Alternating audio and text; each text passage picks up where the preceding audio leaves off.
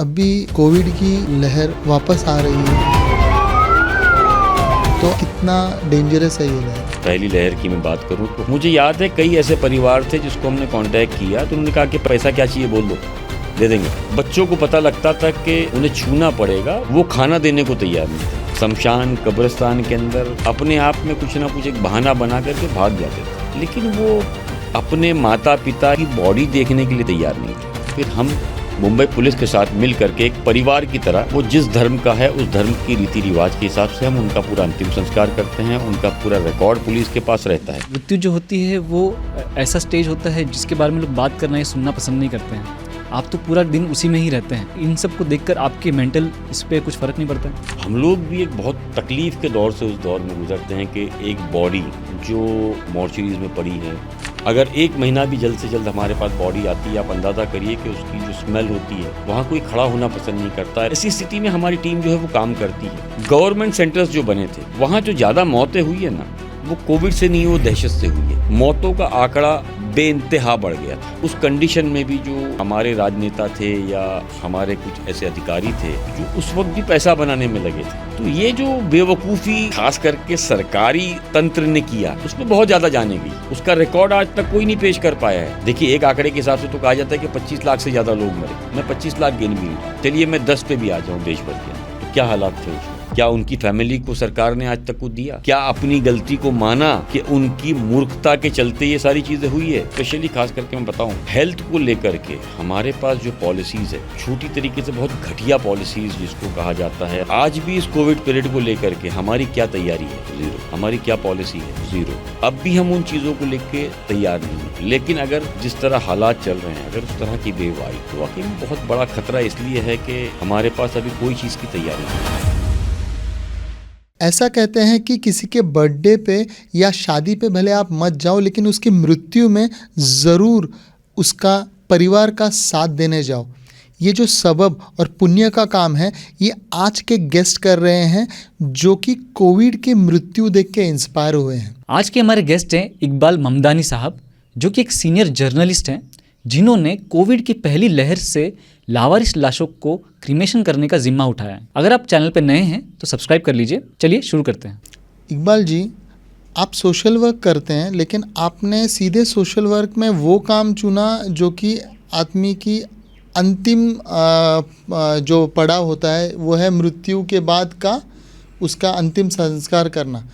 इसको आपने social work करके आपका काम चुना, तो ये कंसेप्ट एक्चुअली आपके माइंड में आया कैसे कि इस चीज़ को हमने करना चाहिए? राजेश जी, देखिए, जीना अलग चीज़ है। सबसे पहले मैं आपके सवाल पर आऊँ उससे पहले मैं आपके सभी दर्शकों को बहुत बहुत शुभकामनाएं देना चाहता हूँ। इंसान जीता है, लेकिन मृत्यु के बाद उसका अंतिम संस्कार वो उसका एक हक है। और ये काम की शुरुआत हमने कोविड पीरियड में शुरू की थी। जब फर्स्ट वेव आई थी, कोई बाहर नहीं था, तो हमने यहाँ से निकल करके इस काम को शुरू किया था। फर्स्ट और सेकेंड वेव में हमने काफ़ी काम किया।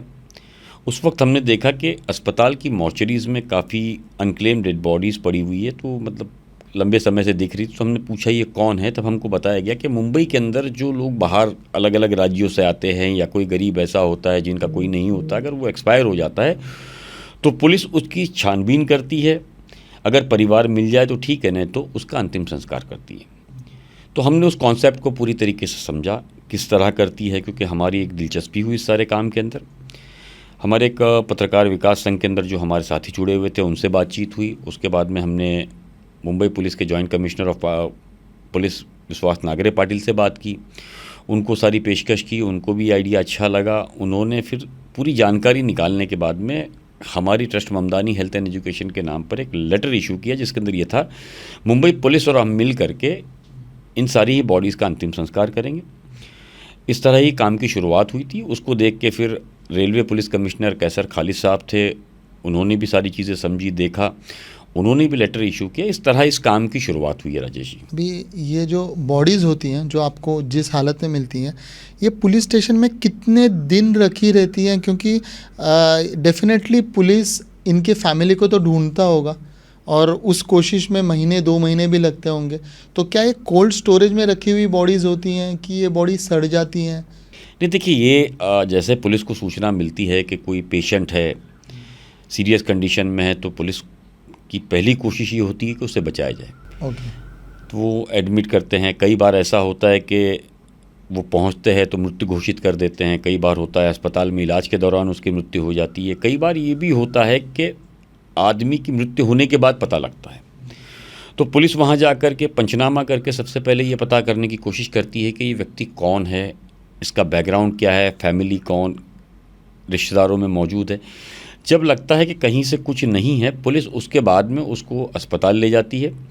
अस्पताल के अंदर उसे सर्टिफिकेट बनाया जाता है डेथ का। उसके बाद में उसका पीएम होता है, डीएनए होता है, वो भी रिजर्व रखा जाता है सारी चीज़ संभाल करके।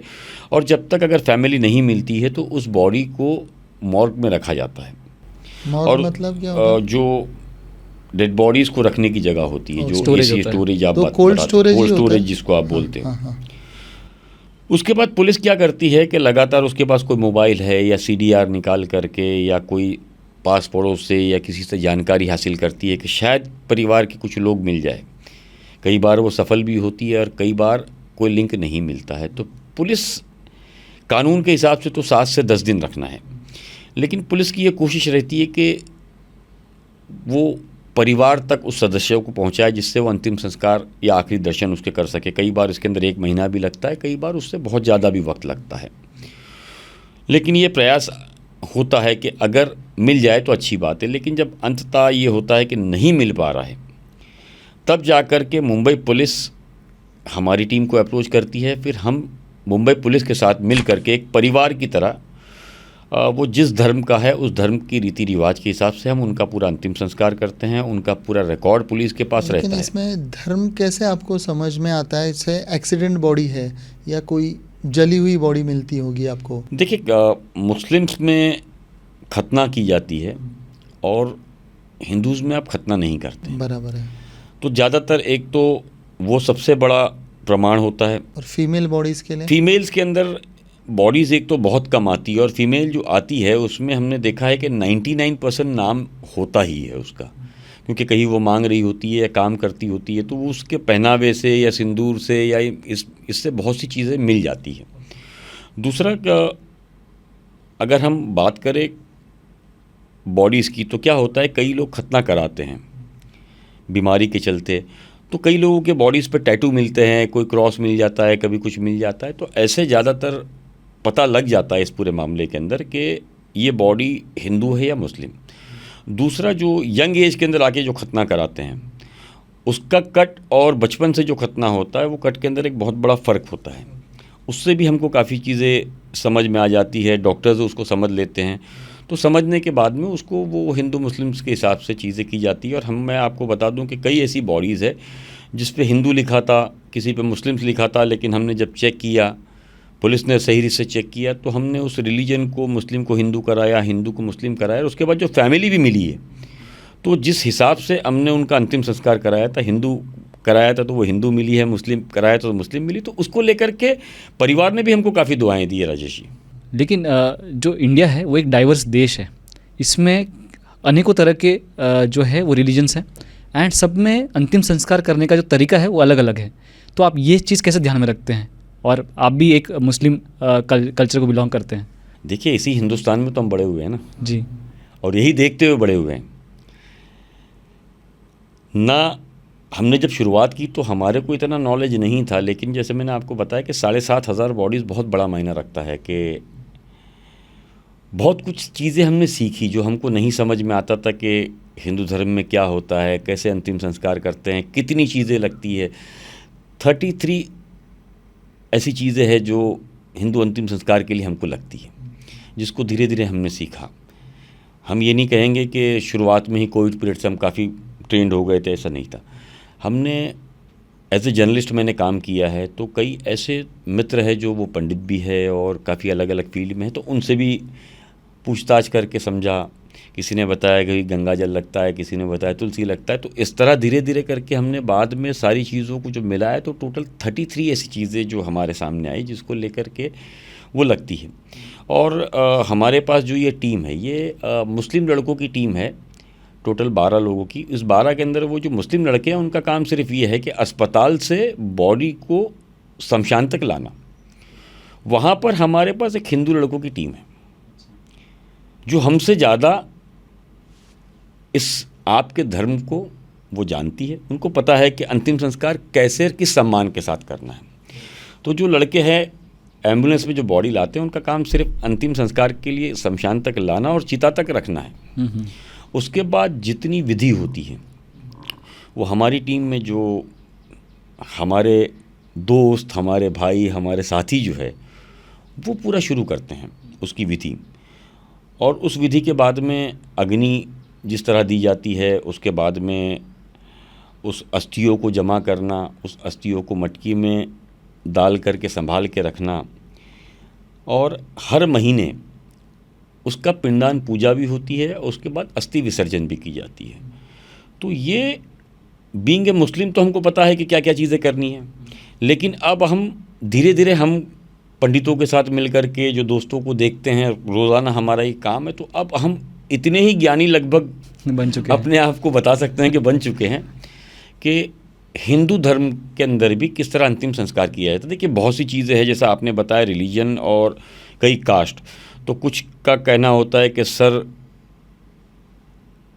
दक्षिण की तरफ जाएगा, कुछ का कहना इधर जाएगा, तो वो सारी चीज़ें एक नॉर्मल अलग अलग है। हिंदू धर्म के अंदर भी मैं आपको बता दूं कई ऐसी कास्ट है जिसके अंदर बॉडीज़ को जलाया नहीं जाता, सिर्फ दफनाया जाता है। ऐसे भी लोग हैं। तो इस तरह अगर कोई बॉडी का सरनेम हमारे पास आ जाता है नॉर्मली, तो हम पुलिस को बताते हैं कि हमारी जानकारी के हिसाब से इसको दफनाना चाहिए। तो कई बार हमने बॉडीज़ दफनाई भी है। इकबाल जी, इस बात पे मुझे एक ध्यान आ रहा है, कोविड में जब पहला कोविड वेव आया था, तब जब पहली मृत्यु हुई थी, मालाड का कोई टैक्सी ड्राइवर था, तब उनके कास्ट के ऊपर शायद वो मुस्लिम ही थे और तब उन्हें जला दिया गया, क्योंकि कोविड का प्रोटोकॉल ये था कि जला देना है, गाड़ नहीं सकता क्योंकि वायरस शायद आएगा, ये कुछ अफवाहें थी। तो इसके बारे में थोड़ा सा आप बता सकते हैं तो? देखिए मैं आपको बता दूं, कोविड वेव की जब शुरुआत हुई थी तो आपको याद होगा हमारे प्रधानमंत्री जी ने 1 दिन का लॉकडाउन किया था। बराबर है। और उसके बाद में लगातार कंटिन्यू कर दिया गया था। तो कोविड नॉर्म्स बनाए गए थे कि अगर कोविड से अगर कोई मृत्यु होती है तो उसको क्या करना चाहिए। उस वक्त क्रीमेशन का एक जीआर निकला था कि जो भी बॉडी निकलेगी उसे क्रीमेट किया जाएगा। और लकीली जैसा आपने बताया कि मालाड के अंदर एक टैक्सी ड्राइवर की मौत हुई थी, उसका भी नाम जो सुनने में आया था वो इकबाल ही सुनने में आया था। तो उसको सभी कब्रिस्तान ने मना कर दिया था, तो उसके बाद उसको जलाया गया था, जिसको लेकर के मुस्लिम समाज ही नहीं, क्रिश्चियन समाज और हिंदू समाज के भी कई ऐसे लोग थे जो मैंने अभी आपको बताया कि दफनाते हैं, उनका बहुत विरोध शुरू हो गया था। और वो विरोध ये था कि दुनिया भर के अंदर अगर जो कोविड है वहाँ बरियल होता है तो यहाँ क्यों नहीं। तो ये गलती का एहसास मुझे लगता है कि सरकार में बैठे लोगों को भी हुआ कि यस ये एक चूक हो चुकी है। उसके बाद में उस जीआर को वापस रिवाइज़ किया गया और मुस्लिम क्रिश्चियन समाज के लिए वो अलग अलग कब्रिस्तान मुंबई के अंदर अलॉट किए गए। 7 ऐसे कब्रिस्तान सरकारी और प्राइवेट मिला करके दिए गए। उस तरह फिर ये काम शुरू हुआ और उसी को लेकर के हमारी टीम जो है वो बाहर आई और हमने सोचा कि क्यों ना मिल कर के काम करें। इस तरह ये काम की शुरुआत हुई है राजेश जी। लेकिन आप जो डेड बॉडीज़ की बात कर रहे हैं, क्योंकि मृत्यु जो होती है वो ऐसा स्टेज होता है जिसके बारे में लोग बात करना या सुनना पसंद नहीं करते हैं। आप तो पूरा दिन उसी में ही रहते हैं, तो ये चीज़ जो है आप डेड बॉडीज़ किस स्थिति में देखते हैं और इन सब को देखकर आपके मेंटल इस पर कुछ फ़र्क नहीं पड़ता है? प्रवीण देखो एक चीज़ है, मैं अब तो शायद एक उस मुकाम या उस एज तक हम पहुंच चुके हैं जहां हमको सच्चाई का आगे सामना करना है। अमर तो कोई है ही नहीं यहाँ। जिंदगी और मौत की लड़ाई में हमेशा से ही मौत जीतती आई और जीतती रहेगी, ये सत्य है। कोई भी धर्म, किसी भी मज़हब का इंसान हो, ये उससे इनकार नहीं कर सकता कि मृत्यु जो है वो सत्य नहीं है और उसको नहीं आएगी। न चाहते हुए ये सच्चाई का हमको सामना करना पड़ता है और करेंगे। ये एक ऐसी चीज़ है कि ज़िंदा है तो आप रेंगते हुए भी कुछ कर पाओगे, लेकिन मृत्यु के बाद क्या करोगे? आप मोहताज होते हो। क्या आपने कभी उस लाश की पीड़ा समझने की कोशिश की है कि उसकी मृत्यु के बाद वो इंतज़ार कर रहा है उसके परिवार का, और परिवार में उसको कोई नहीं मिल रहा है, पता नहीं वो उसके अपनों के लिए पैसे कमाने आया है, जीवन यहाँ संघर्ष में निकाल रहा है। उसके बाद उसकी मौत के बाद भी उसको ये समझ में नहीं आ रहा है कि मेरा कौन है, मैं किसके लिए आया था। अगर ऐसे वक्त में हम उसके लिए एक सहारा परिवार का बनते हैं, मुंबई पुलिस सहारा बनती है, तो मुझे नहीं लगता कि उससे बड़ा परिवार किसी का होगा। अगर हम मुंबई पुलिस की बात करें तो आज हज़ारों की संख्या के अंदर है जो बहुत ही सम्मान के साथ हमारी टीम के साथ मिल करके उसका अंतिम संस्कार करती है। ये बहुत बड़ी चीज़ है। देखिए उसके अंदर कैसा होता है कि मेंटल स्टेट की आप देखते हो कि भाई किस तरह करता होगा। हम लोग भी एक बहुत तकलीफ़ के दौर से उस दौर में गुज़रते हैं कि एक बॉडी जो मॉर्चरीज़ में पड़ी है, उस इंतज़ार में कई महीनों तक या कई दिनों तक, उसकी व्यथा भी हम समझते हैं। जब उसकी हालात देखते हैं तो हम, जब बॉडी हमारी टीम क्लेम करती है तो वो बहुत चुनौतीपूर्ण काम होता है हमारी टीम के लिए। अगर एक महीना भी जल्द से जल्द हमारे पास बॉडी आती है, आप अंदाज़ा करिए कि उसकी जो स्मेल होती है, वहाँ कोई खड़ा होना पसंद नहीं करता है। लगभग हम हर भारतीयों ने देखा होगा उनके अपने जब एक्सपायर होते हैं या वो हॉस्पिटल्स में मॉर्चरी में कभी गए होंगे तो उसकी स्मेल इतनी होती है कि वो अंदर जाना पसंद नहीं करते, कुछ लोग वॉमिट कर देते हैं। ऐसी स्थिति में हमारी टीम जो है वो काम करती है। तो मुझे ऐसा लगता है कि वो टीम धीरे धीरे अब अपने काम को एक जिम्मेदारी समझती है, तभी ये काम कर पाती है। अगर हम अपनी मानसिक स्थिति देखने जाएंगे तो हम काम नहीं कर पाएंगे। तो हम इन सारी ही चीज़ों को लेकर के प्रवीण तैयार रहते हैं कि ये सारी चीज़ें हमको झेलना है, तब जा कर के वो अंतिम संस्कार होगा। उस चैलेंज के साथ हमारी टीम लगातार काम करती है और करती रहेगी इसके अंदर। इकबाल जी, अभी जो मॉर्चरीज़ हैं, मॉडर्न मॉर्चरीज़ जो आजकल होती हैं, गांव में तो नदी किनारे हिंदू जला देते हैं पेड़ की लकड़ियां लेके। आजकल पेड़ की लकड़ियां तो होती हैं जिसमें जो अफोर्ड कर पाता है, बाकी क्रिमेशन है, इलेक्ट्रिकल क्रिमेशन है, गैस क्रिमेशन है, और आप जो बोल रहे हैं आप जो गाड़ते हैं। लेकिन क्रिमेशन ग्राउंड तो जो गाड़ते हैं वो तो एक लिमिटेड ही है, वो बढ़ नहीं रहा है। आजकल रीडेवलपमेंट हो रहा है, लोग घर बनाना चाह रहे हैं, लेकिन क्रिमेशन ग्राउंड का तो आज तक सुना नहीं है कि ये लैंड अलॉटेड है फॉर क्रिमेशन, मतलब गाड़ लें। तो इतनी सारी पॉपुलेशन बढ़ गई है, क्रिमेशन ग्राउंड शायद आज़ादी के बाद से जो हैं वो उतने ही हैं, जो एरिया है उल्टा कम हुई है। तो फिर वो लाश एक के ऊपर एक कैसे? राजेश जी, कैसा होता है, जैसे मैं अब हिंदू मज़हब पे नहीं आता हूँ क्योंकि वहाँ बॉडीज़ बहुत कम दफनाई जाती है, ज़्यादातर जलाई जाती है। मुस्लिम समाज में एग्ज़ाम्पल के तौर पर एक कब्रिस्तान है 1 एकड़ का, तो उस बॉडी को जब दफनाया जाता है, समझ लीजिए 3 फीट बाय 6.5 फीट या 7 फीट जो भी खड्डा अलग अलग जगह खोदा जाता है, उसमें दफनाने के बाद में जब मट्टी डाली जाती है तो उसमें कुछ एक मसाला डाला जाता है जो बॉडी को धीरे धीरे करके बहुत जल्दी डिस्पोज कर देता है।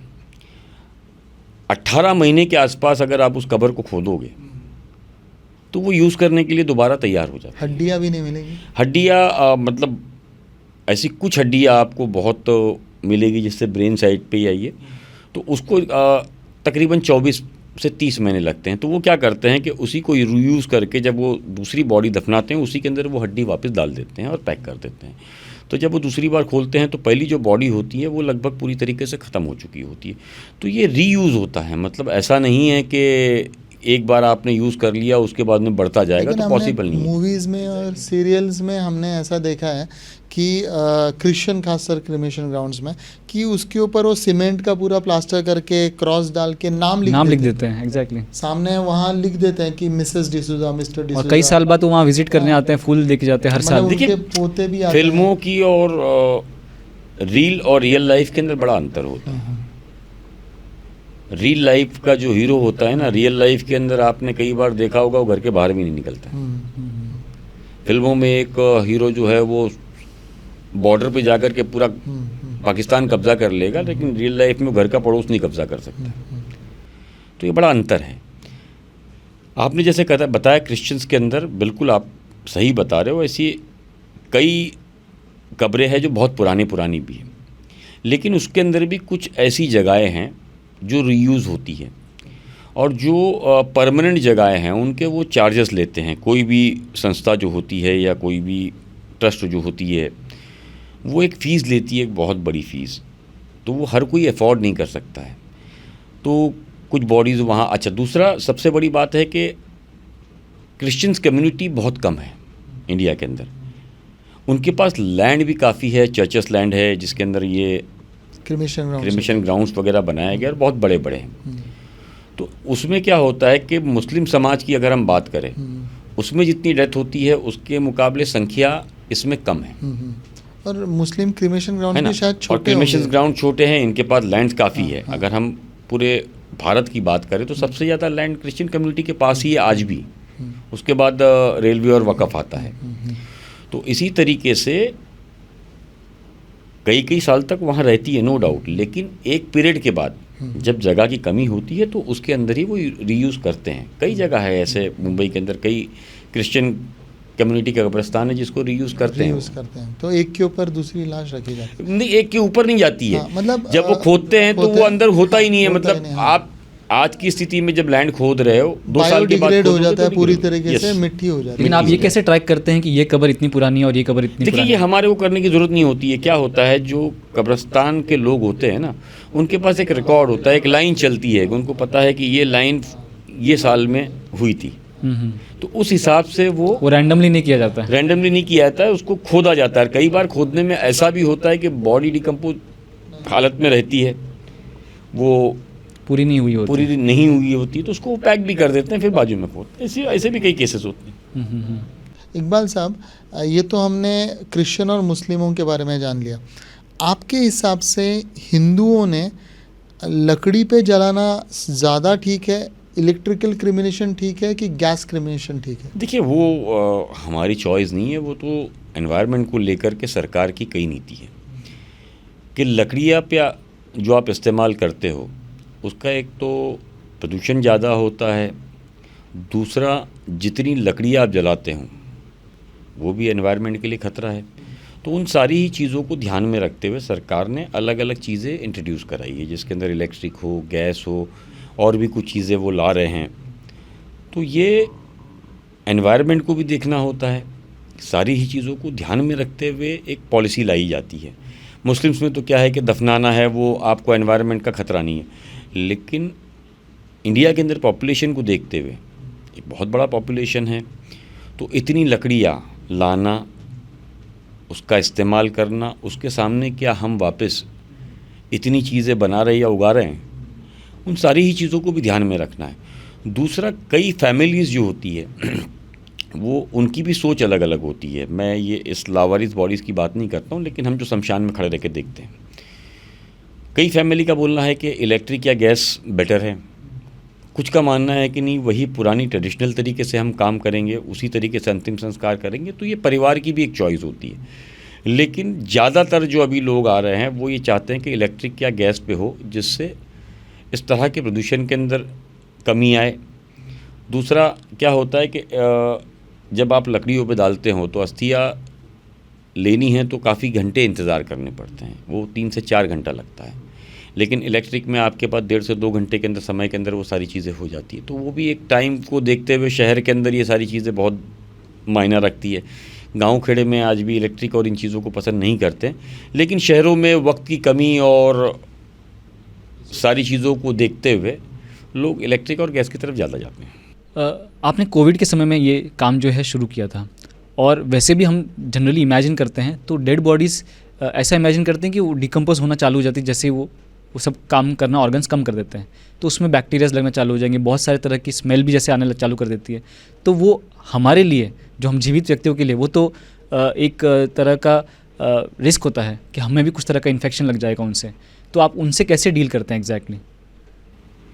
देखो प्रवीण, एक तो पहले मौत से पहले मौत नहीं है, मौत का एक समय तय है, और जब वो लेने आएगा ना तो आपकी मेरी किसी की ताकत ही नहीं है कि हम ना जाए। दूसरी बड़ी बात ये हमारे लिए चैलेंज आपने बताया, उससे बड़ा चैलेंज तो अस्पताल में जो मॉर्चरीज़ के अंदर डील करते हैं उसके लिए। सफाई कर्मचारी जो होता है, जो सड़कों पे और गटरों में उतर करके सारी चीज़ें करता है, क्या उसके लिए चैलेंज नहीं है? उसके मुकाबले तो हम बहुत कम चैलेंज फेस कर रहे हैं। लेकिन हाँ, अगर इस तरह की बॉडीज़ जमा होनी शुरू हो जाए और अगर हम उसका अंतिम संस्कार नहीं करते हैं तो उससे जो एक महामारी फैलती वो बहुत बड़ी चुनौती होती है, क्योंकि ह्यूमन बॉडी एक ऐसी चीज़ है जो सड़ती तो है, उसके साथ में बहुत ज़्यादा बीमारी और बहुत ज़्यादा मुसीबतें भी लाती है। तो हमको चाहिए कि जल्द से जल्द इस तरह लोगों का अंतिम संस्कार जो है वो और उसके मालिक का जो रिलेशन है वहाँ उसको भेजे, बाकी वो सारी चीज़ें जाने वाला डील करेगा। और हमको ऐसा लगता है, हम तो अभी मुंबई में काम कर रहे हैं, लेकिन ये मुंबई में नहीं, देश के अलग अलग कोनों में कई लोग इस तरह की सेवाएं दे रहे हैं, उनको भी हमारा सल्यूट है। दूसरा, ऐसी कई लोगों को खड़े होना चाहिए जो एक परिवार की तरह इस तरह के लोगों का अंतिम संस्कार करे, ताकि कभी कोई ऐसी मुसीबत आ जाए या कोई घटना हो जाए, इस तरह की जो टीम है उसका एक बहुत बड़ा रोल रहेगा उस वक्त। देखिए, कई बार आपने देखा हो दुनिया के अंदर या हमारे देश के अंदर कहीं अर्थक्वेक आया है, कभी कोई बाढ़ आई है, तो उस वक्त एक तेज़ी से सारी चीज़ें फैलती है। हम ज़्यादा नहीं, 2020 के अंदर कोविड के अंदर ही हमने यूपी वगैरह सारी जगह देखा कि लाशों को पानी में फेंकना पड़ा, दफनाना पड़ा, है ना। तो ये टीम हमारी तैयार नहीं थी। अगर इस तरह लोग काम करने वाले होते तो उस वक्त वो समाज के लिए, सरकार के लिए बहुत बहुत मुझे लगता है कि काम कर सकते थे, बहुत हेल्पफुल तरीके से काम कर सकते थे, बहुत योग्य होते उनके लिए। तो इस तरह देश के अंदर हमारी संस्थाओं की तरह कई और जो लोग कर रहे हैं काम, ऐसे कुछ और लोगों भी सामने आके काम करना चाहिए। आप जब ये बोल रहे हैं काम करना चाहिए, तो इसका एक फाइनेंशियल एस्पेक्ट भी समझ लेते हैं थोड़ा। तो जब आप बॉडीज़ को जलाते हैं, ऐसे लकड़ी में जलाते हैं और गैस और इलेक्ट्रिकल में, तो इनके खर्चे क्या होते हैं, कुछ बता सकते हैं क्या आप? देखिए, कैसा है कि हम जो गिनते हैं वो इस तरह शुरू होता है कि शमशान के अंदर से पहुंचने से पहले जो अस्पताल से हम बॉडी लेते हैं, एम्बुलेंस टीम, कपड़ा, उसके बाद जाकर के आप शमशान या कब्रिस्तान तक पहुंचते हैं। वहाँ के रीति रिवाज अलग है। मुझे नहीं लगता कि हिंदुस्तान के अंदर ऐसा कोई परिवार होगा जिसके घर के अंदर एक मृत्यु नहीं हुई होगी और वो शमशान या कब्रिस्तान नहीं गया होगा। आपको, हमको सबको पता है कि क्या खर्च लगता है। बोलना थोड़ा सा एक ओछापन हो जाएगा मुझे लगता है इन सारी चीज़ों को लेकर के, लेकिन हम सबको पता है कि अगर हिंदू समाज के अंदर आप ले जाते हो तो मैंने जैसे बताया कि 33 चीज़ें पूजा के लिए लगती है। एक कफन लगता है, उसके बाद अस्थियाँ जमा करनी होती है, पिंडदान, पूजा, विसर्जन, उसका एक खर्च, एक पंडित से लेकर के क्या क्या चीज़ें लगती है, वो मुझे लगता है जो भी हिंदू होगा उसको समझ में आ जाएगी। जो मुस्लिम है उसको पता है कि कब्रिस्तान के अंदर कफन की क्या कीमत होती है, दफन की कितनी कीमत होती है, क्या क्या चीज़ें डाली जाती है। तो ये दोनों ही समाज को खर्च पता है। इलेक्ट्रिक के अंदर ये होता है कि घी वगैरह जो है वो एक बार नहीं लगता है, लेकिन अगर हम ट्रेडिशनल तरीके से करते हैं तो सरकार जो है वो लकड़ा फ्री देती है, लेकिन लकड़े सीधे जलते नहीं हैं। उसके लिए घी हो गया, कुछ और जो चीज़ें होती है उसका इस्तेमाल किए जाना होता है। तो खर्च अपने आप में एक बड़ा होता है, हर परिवार इसको समझ सकता है। तो इन सारी ही चीज़ों को लेकर के समाज के अंदर, जैसे मैंने कहा कि लोगों को आगे आना चाहिए, हमारे जैसे लोगों की या तो मदद करनी चाहिए या तो एक टीम बना करके वो खुद काम शुरू करे। इस तरह समाज में लोगों को आना चाहिए। जी, मैं ये इसलिए भी पूछ रहा हूँ कि आजकल जो फैमिली स्ट्रक्चर है वो इतना यूनाइटेड रहा नहीं है। लोगों का अपने मतलब ट्रेडिशन से भी थोड़ा संबंध कम हो गया है, या ऐसे जैसे कि कोई लड़का अगर अमेरिका में पढ़ने जाता है, वहीं रहता है, वहीं शादी कर लेता है, तो उसे तो हार्डली मालूम होता है कि यहाँ उसके रीति रिवाज वगैरह कम मालूम रहते हैं। या परिवार ऐसे भी रहे हैं, मैं बॉम्बे में देखा है, ऐसे सेक्युलर परिवार हैं कि लड़का बैंगलोर से है, लड़की केरला से है, शादी हो गई है, शायद फैमिली से थोड़ी अनबन है या अकेले रहते हैं, एक की सिर्फ माँ है, किसी की कोई नहीं है, और अगर मृत्यु हो गई किसी की तो उन्हें तो समझ ही नहीं आता कि करना क्या है आगे। तो इस में मतलब बहुत लोग हैं जिनके तो रिलेटिव्स भी बहुत कम रहते हैं, खासकर मेट्रो सिटीज़ में मैं बोल रहा हूँ। गांव में तो पूरा गांव खड़ा हो जाता है, लेकिन बम्बई जैसे शहर में जहाँ पर कईयों के बहुत कम परिवारजन हैं, तो उनको तो वो कंफ्यूज रहते हैं कि मैं कैसे आपके करें। सवाल से हट करके बात करूंगा। आपने तो कहा कि किसी की पत्नी कहीं की है, पति कहीं का है, वो कम से कम है तो सही। लेकिन मुंबई के अंदर कई ऐसे आश्रम हैं जिसके अंदर बच्चों ने विदेश जाने के नाम पर माँ बाप की प्रॉपर्टी गिरवी रखी, लोन ले लिया, विदेश पहुंच गए, उसके बाद में माँ बाप का कभी ख्याल नहीं किया, वो बैंक ने सीज़ कर दी, वो माता पिता जो है वो संस्था तक पहुंच गए और वहाँ जा कर के बेचारे वो अपनी ज़िंदगी गुजार रहे हैं।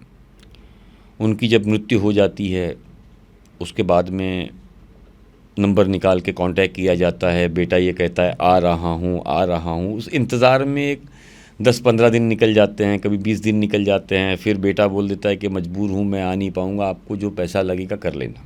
एक तो ये प्रथा चलती है। दूसरी, अब कई ऐसी मैंने देखा कि एक बिज़नेस पॉलिसी लेकर के कुछ अंतिम संस्कार के चले हैं, जो स्टार्टअप्स जिसको बोलते हैं, वो पहले से ही इस तरह के जो लोग हैं जिनके बच्चे विदेश में हैं उनसे कांटेक्ट कर लेते हैं कि अगर आप कुछ होगा तो हम आपका अंतिम संस्कार कर लेंगे। उसकी एक मोटी रकम ली जाती है, बुक कर लो बराबर। तीसरी बड़ी बात है कि जिनकी फैमिलीज़ है वो तो खो चलेगा, इधर उधर कहीं ना कहीं कर लेगा। लेकिन जो परिवार के लोग छोड़ करके बाहर चले गए हैं, चाहे वो अकेले अपने फ्लैट्स में, बंगलों में या आश्रम में कहीं रह रहे, वो क्या करेंगे? ऐसे लोगों के लिए तो कोई उम्मीद बचती नहीं है।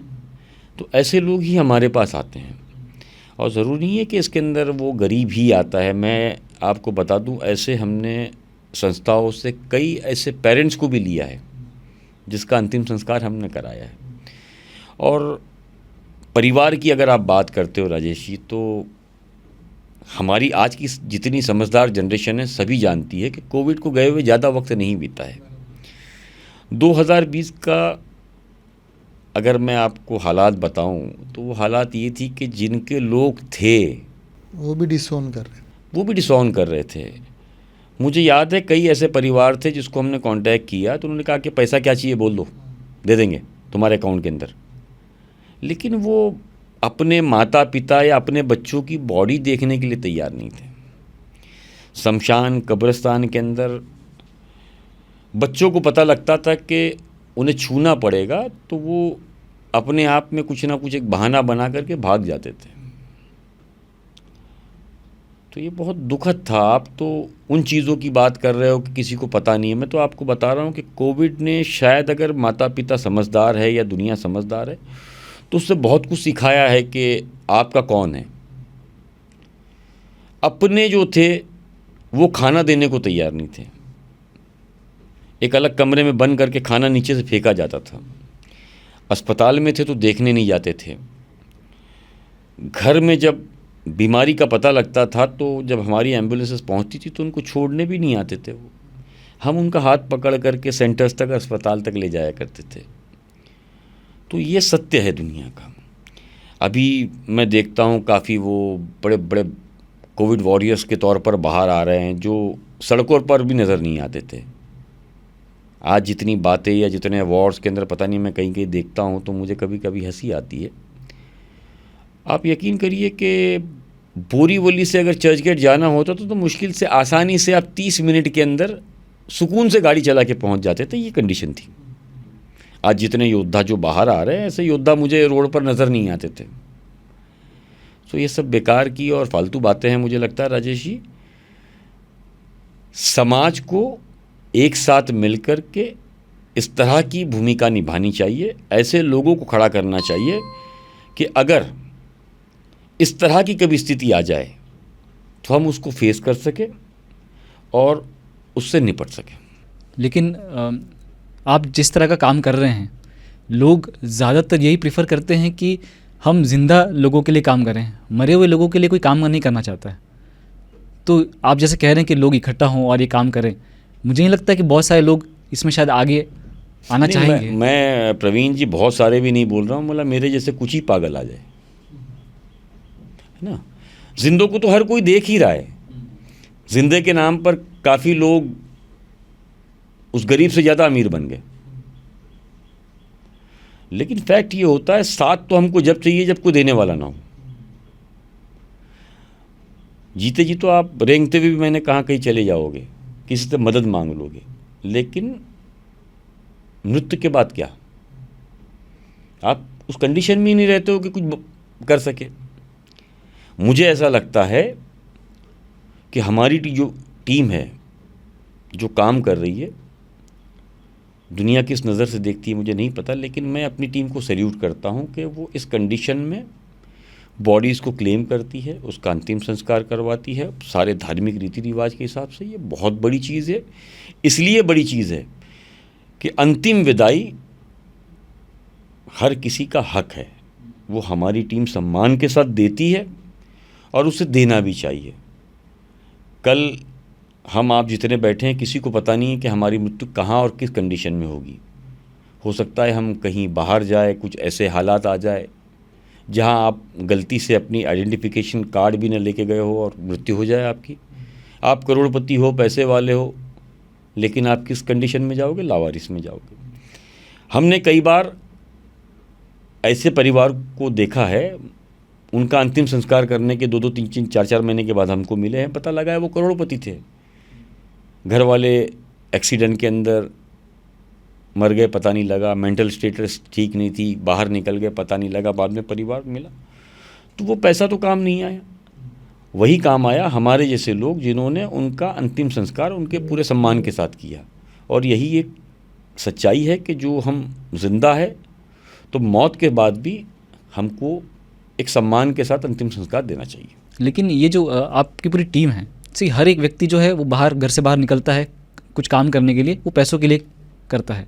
तो आपकी जो ट्रस्ट है उसमें ये जो फाइनेंशियल एस्पेक्ट है या लोगों को जो सैलरी मिलती होगी वो कैसे आती है फिर? देखिए, अभी पिछले 5 साल से ज़्यादा वक्त हो गया, ये हम कुछ दोस्त लोग मिल करके ये सारी चीज़ें चला रहे हैं। लेकिन सच्चाई है कि इस मामले के अंदर हमारी भी हालत बहुत खस्ता है। हम भी लोगों से ये अपील कर रहे हैं कि प्लीज़ हमारी मदद करिए काम चलाने में। कुछ परिचित दोस्त है जो महीने में कुछ ना कुछ दे देते हैं, कभी कोई देता है, कभी कुछ देता है, उससे ही हम सैलरीज वगैरह देते हैं। हमारी दूसरी उम्मीद क्राउड फंडिंग से भी है, हमारी उम्मीद CSR से भी है। लेकिन जैसे आपने कहा ना कि ये एक ऐसा काम है कि किसी कॉरपोरेट या किसी क्राउड फंडिंग की नज़र में नहीं है। हर आदमी वो करता है कि किसी को खाना खिला दिया, किसी को क्या कर दिया, किसी को एजुकेशन दे दिया, लेकिन ये जो फील्ड है उस पर किसी की निगाह नहीं है। मुझे खास करके ऐसा लगता है कि कॉरपोरेट हो या क्राउड फंडिंग हो, ऐसे लोगों को आगे आना चाहिए और हमारी जैसे संस्थाओं को इसलिए बढ़ाना चाहिए क्योंकि मौत का कोई भरोसा नहीं कब क्या हो। तो आखिरी विदाई एक सम्मान हर मृत्यु का अधिकार है, हर व्यक्ति का अधिकार है। तो वो हमारी टीम दे रही है, वो देने के लिए काफ़ी खर्च आता है। अगर एक लिमिट तक हम भी लड़ेंगे अगर, लेकिन पैसा नहीं आएगा तो एंड में हार करके हम भी बंद ही करेंगे उसको। तो ये बंद ना हो, इसलिए मुझे लगता है कि देश के हर उद्योगपति का या हर वो बड़े व्यक्ति का या ऐसे हमारे आप जैसे नौजवानों का काम है कि वो हमारी मदद करें। इकबाल जी, अभी कोविड की लहर वापस आ रही है, तो ये लहर क्या इतनी ही डेंजरस होगी आपके हिसाब से? और इस लहर में प्रोटेक्शन के लिए क्या करना चाहिए? क्योंकि आपने कोविड में जब था प्राइम पे तब आपने फील्ड में काम किया है, आपने मौतें भी देखी हैं, आपने बीमार लोगों को भी देखा है। तो आपको क्या लगता है इस लहर के बारे में, कितना डेंजरस है ये लहर? देखिए, कोविड की जब शुरुआत हुई थी, पहली लहर की मैं बात करूं, तो हालात ऐसे हो गए थे, आपने देखा होगा कि रिंगटोन भी चेंज कर दी गई थी, जो कि आपने कभी नहीं सुना होगा। यानी कि बहुत सीरियस लिया गया था। और इस कोविड को जो सबसे बड़ा मतलब एक डर जो पैदा किया था वो हमारी देश की एक मीडिया ने मतलब ऐसा बता दिया था, पता नहीं अब क्या हो जाएगा। और उस तरह के हालात हो गए थे कि हर कोई डरा हुआ था। फर्स्ट सेकंड वेव से हमने काफ़ी कुछ सीखा। अभी फिर एक बार दुनिया भर के अंदर सिंगापुर से लेके हर जगह पर केसेस सामने आ रहे हैं। इंडिया के अंदर तकरीबन केरला, महाराष्ट्र 250 से ज़्यादा केसेस सामने नहीं, आ अभी चुके हैं। 1000 के ऊपर हो गए। नहीं, मैं अभी लेटेस्ट आपको बता रहा हूँ, जो मतलब बहुत डराने वाले केसेस हैं, वो 250 से ऊपर है। उसके अंदर मुंबई के अंदर कुछ मेरे ख्याल से 54 केसेस है। देखिए, उस वक्त जो है सेंटर्स बनाए गए थे, प्राइवेट हॉस्पिटल्स जो थे उनकी अपनी एक अलग दादागिरी थी। कोविड के अंदर कोई ये चेक ही नहीं कर रहा था कि दूसरी कोई बीमारी है कि नहीं, मलेरिया, डेंगू जैसी कोई चीज़ें है कि नहीं। मतलब वो पैचेस देखते थे, सीधा वो कोविड के नाम पर शुरू हो जाते थे, स्टेरॉइड देना, ये देना, वो देना। उस दौर के अंदर आपने देखा कि सरकार ने वो रेनबेक्सी और पता नहीं डोसी, इस तरह की अलग अलग दवाइयों की बात की थी कि ये देना है, ऐसा है। उसकी ब्लैक मार्केटिंग शुरू हो गई थी, और ब्लैक मार्केटिंग कोई आम आदमी नहीं कर रहा था, वही लोग कर रहे थे जिनके हाथ के अंदर ये पावर था। ये और बात है कि अब जाके पता लगा कि उसकी कोई कीमत नहीं थी, उसकी कोई अहमियत नहीं थी। दूसरा, वैक्सीनेशन को लेकर के बात की गई थी। आप देखिए, जितने वैक्सीन दिए गए थे दुनिया में, उसके लिए आज आवाज़ उठ रही है। आज आदमी काम कर रहा है, गिर गया, मर गया, अटैक आ गया, कहीं कोई एक्टिंग कर रहा है, कभी कोई कुछ कर रहा है, कोई साइकिल चला रहा है, कोई गाड़ी चला रहा है, अचानक अटैक आ रहा है, लोग मर गए। उसकी वजह जो है ये बताई जा रही कि जो वैक्सीन्स दिया गया है उससे हार्ट पर जो खतरा है वो काफ़ी बढ़ गया है। इस तरह जो चीज़ें थी वो हमने ध्यान नहीं किया था। हेल्थ को लेकर के हमारे पास जो पॉलिसीज़ है वो बहुत, मुझे लगता है कि छोटी तरीके से बहुत घटिया पॉलिसीज़ जिसको कहा जाता है। और यही अगर आप विदेशों में जाओगे तो हेल्थ को लेकर के बहुत अहमियत होती है। अब दोनों लोग बैठे हैं, मैं गारंटी से बोलता हूँ आपको अपने सेंट्रल मिनिस्टर का नाम पता नहीं होगा, हेल्थ मिनिस्टर का, ये मैं श्योर हूँ। आपको अगर मैं अभी पूछ लूँ दोनों को, तो आप दोनों को गूगल में चेक करना पड़ेगा कि हेल्थ मिनिस्टर कौन है। ये है हमारी पॉलिसीज़। दूसरा, जो सेंटर्स बनाए गए थे, करोड़ों रुपए खर्च करके बनाए गए थे, उसके बाद आपको पता लगा उसके अंदर हर चीज़ का स्कैम निकला, चाहे वो बेड का हो, लैंड का हो, इसका हो, उसका हो। वो अभी भी इंक्वायरी चालू है और पता नहीं कहाँ तक जाएगी। दूसरा, गवर्नमेंट सेंटर्स जो बने थे, वहाँ जो ज़्यादा मौतें हुई है ना, वो कोविड से नहीं, वो दहशत से हुई है। चाहे वो प्राइवेट हॉस्पिटल्स हो या गवर्नमेंट हॉस्पिटल्स हो या कोविड सेंटर हो। उसकी वजह थी कि एक बेड के बगल में दूसरा, दूसरे के बगल में तीसरा बेड जो है वो लगा हुआ था, कवर कुछ नहीं था। कवर न होने के नाते एक आदमी दूसरे को देख रहा है मरते हुए, तो ये डर के मारे उसको भी अटैक आ रहा है। और दूसरा, फैमिली मेंबर्स को मिलने नहीं दे फैमिली रहे। मेंबर्स को आप मिलने नहीं दे रहे थे, तो डिप्रेशन। डॉक्टर्स जो थे उसकी काफ़ी कमी हो गई थी। जो ट्रेनी डॉक्टर्स थे वो आप उसका इस्तेमाल कर रहे थे। अच्छा, जो प्राइवेट डॉक्टर्स थे जिनकी कोई, शायद मेरे ख्याल से उस वक्त घर में भी इतनी पूछ नहीं थी, वो अचानक बहुत बड़े हो गए। आपने देखा कोविड के बाद में अस्पताल 5 स्टार्स बनना शुरू हो गए मुंबई के अंदर या देश भर के अंदर। जिनके पास पैसा नहीं था वो अचानक सारे करोड़पति बन गए। आनन फानन पैसा लिया जा रहा था अस्पतालों के अंदर। एक तो बेड नहीं था, इतना डराया गया था कि पता नहीं क्या हो जाएगा। तो ज़्यादातर डॉक्टरों ने उस वक्त जो फ़ायदा उठाया है उसको लेकर के सरकार की कोई पॉलिसी नहीं थी। दूसरा, अच्छे डॉक्टर्स भी थे जिन्होंने अपने क्लिनिक में, घरों पर जाकर के भी लोगों की मदद की। लेकिन मैंने स्पेशली खास करके मैं बताऊं, जो हॉस्पिटल्स में हमने देखा वो सिर्फ लूट चल रही थी। डॉक्टर्स खुद भी जो है ना, पीपी किट पहन करके एलियन बन के घूम रहा था। उसको पता ही नहीं है ट्रीटमेंट करना क्या है। वो हाथ तक नहीं पकड़ता था, लेकिन उसको लगता था कि मैं सारी चीज़ें ठीक कर दूंगा। मौतों का आंकड़ा बेइंतहा बढ़ गया था। क्या उस पॉलिसी के तहत किसी फैमिली को कुछ दिया गया? आप बताइए, पता चलेगा नहीं। कई घर ऐसे हैं जिनका एक कमाने वाला था, उसके एक की मृत्यु से पूरा घर बिखर गया। आज भी इस कोविड पीरियड को लेकर के हमारी क्या तैयारी है? ज़ीरो। हमारी क्या पॉलिसी है? ज़ीरो। हमारे पास अब भी हम उन चीज़ों को लेके तैयार नहीं हैं। मुझे लगता है कि सरकार से ज़्यादा अब पब्लिक इतनी जागरूक हो चुकी है, उनको लगता है कि कुछ नहीं हो जाएगा। लेकिन अगर जिस तरह हालात चल रहे हैं, अगर उस तरह की वेव आई तो वाकई में बहुत बड़ा खतरा इसलिए है कि हमारे पास अभी कोई चीज़ की तैयारी नहीं है। जैसे पिछली लॉकडाउन बार लगाना हमने पड़ेगा। नहीं, लॉकडाउन अब बहुत मुश्किल है लगाना। अब देखिए, ये हम अफोर्ड नहीं कर सकते हैं। हम क्या, दुनिया पूरी चीज़ें ये नहीं कर सकती है।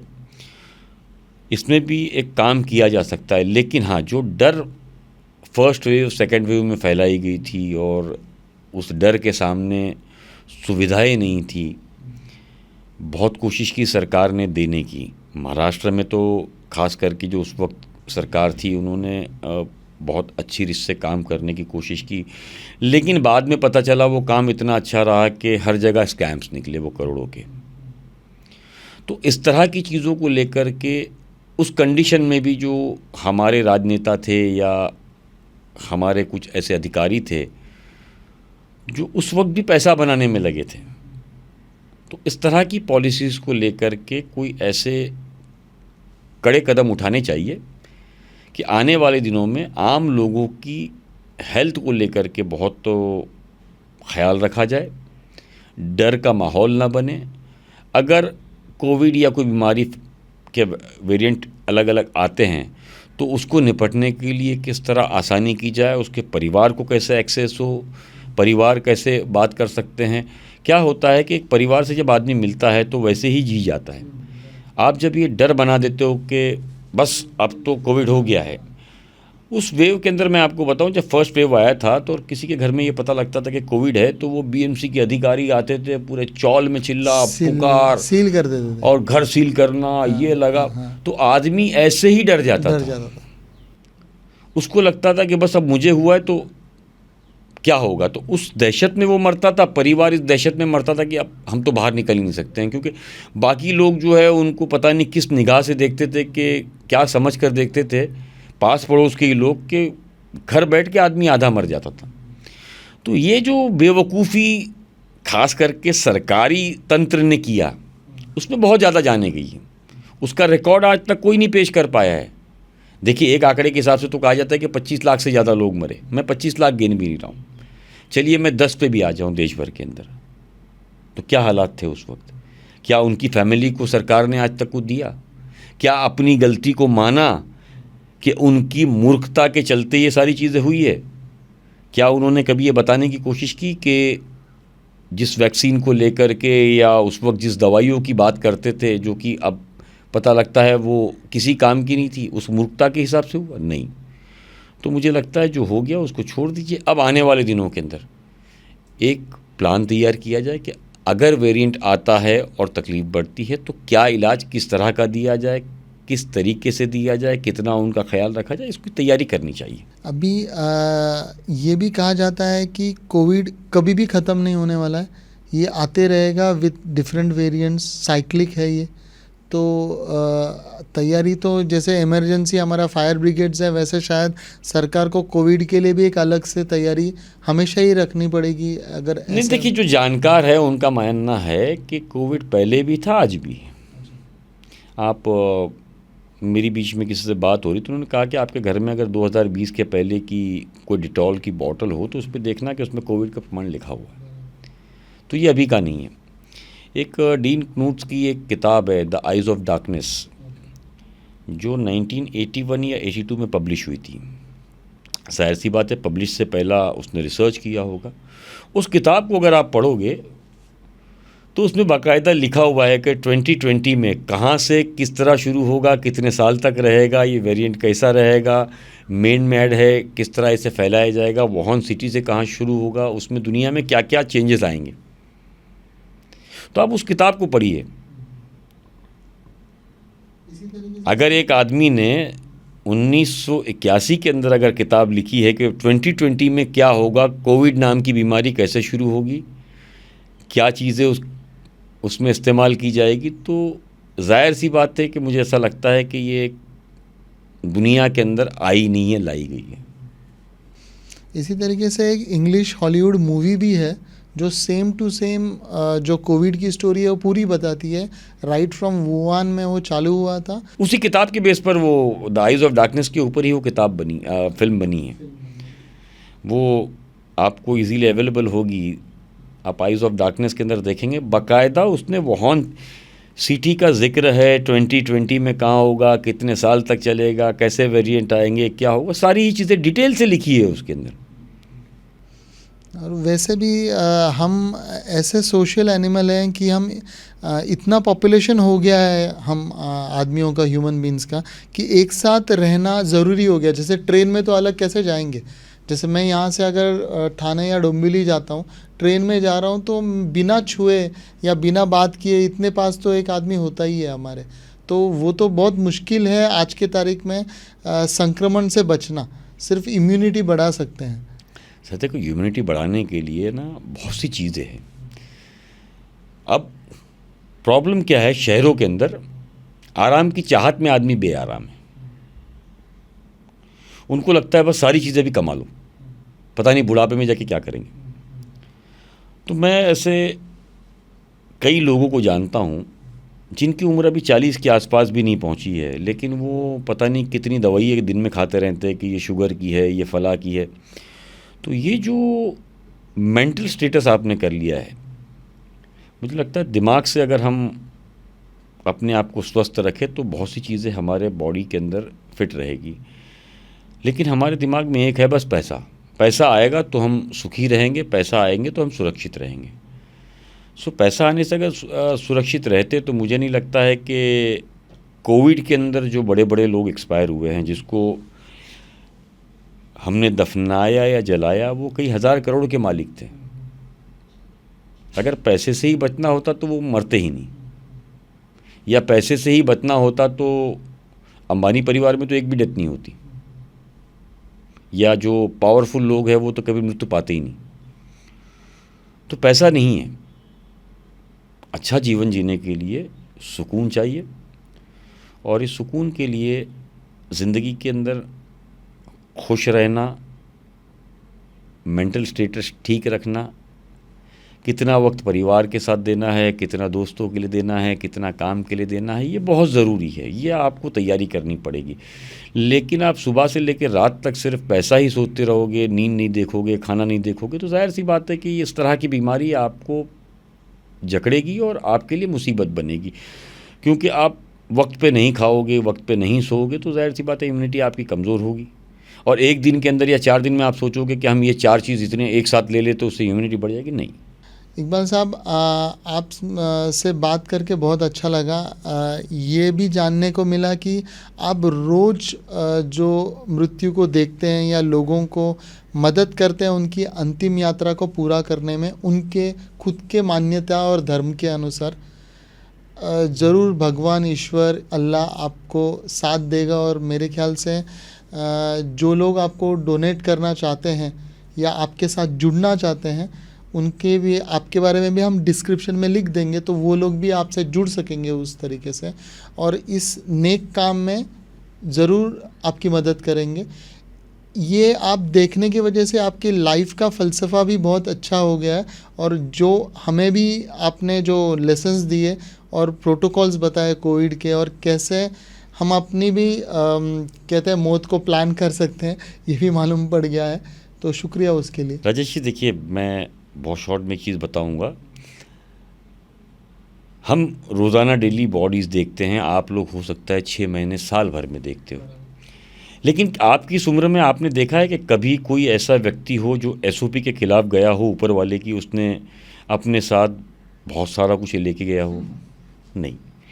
तो उसकी जो SOP है ना वो बहुत बढ़िया है। वो ये है कि जब आते हो तो आप कुछ नहीं लाते, और अब जाते हो तब भी कुछ नहीं ले जाते हो।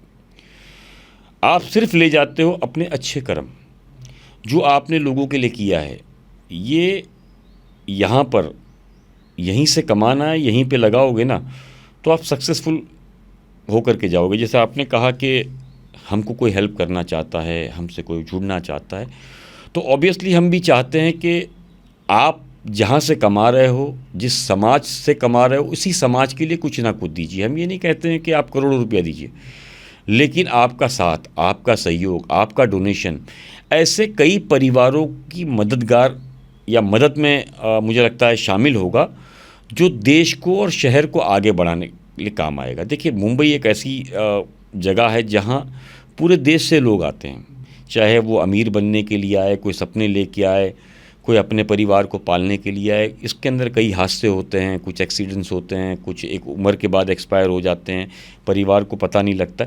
इन सभी चीज़ों को अगर हम देखें तो हमारा ये कर्तव्य है, सिर्फ सरकार का ही कर्तव्य नहीं है कि वो आगे लोगों के लिए आए, लोगों का भी ये कर्तव्य है कि वो सरकार के साथ या समाज के साथ मिल कर के इस अच्छे काम के अंदर लोगों को आगे बढ़ावा दे। देखिए, आपके पास वक्त नहीं है, कोई बात नहीं, लेकिन इस तरह का काम कोई भी, चाहे वो किसी भी फील्ड में कर रहा हो, जैसे हम बॉडीज़ के लिए कर रहे हैं, कुछ खाने के लिए किया जाता है, एजुकेशन के लिए किया जाता है, अलग अलग संस्थाएं अलग अलग मदद करती है, कभी कोई कैंसर पेशेंट्स को, कोई नॉर्मल पेशेंट्स को।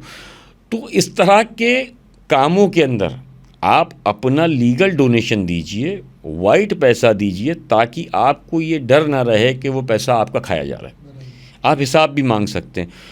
ऐसे युवा पीढ़ी हो, चाहे हमारा देश का कोई भी वर्ग हो, उनको आगे आना चाहिए और हमारी जैसी संस्थाओं को मदद करना चाहिए। और हमारी भी, अगर आपको डिस्क्रिप्शन के अंदर जिस तरीके से आपने कहा कि सारी चीज़ें बताई जाएगी, आप हमसे भी जुड़ना चाहते हैं तो सारी चीज़ें आपको मिल जाएगी।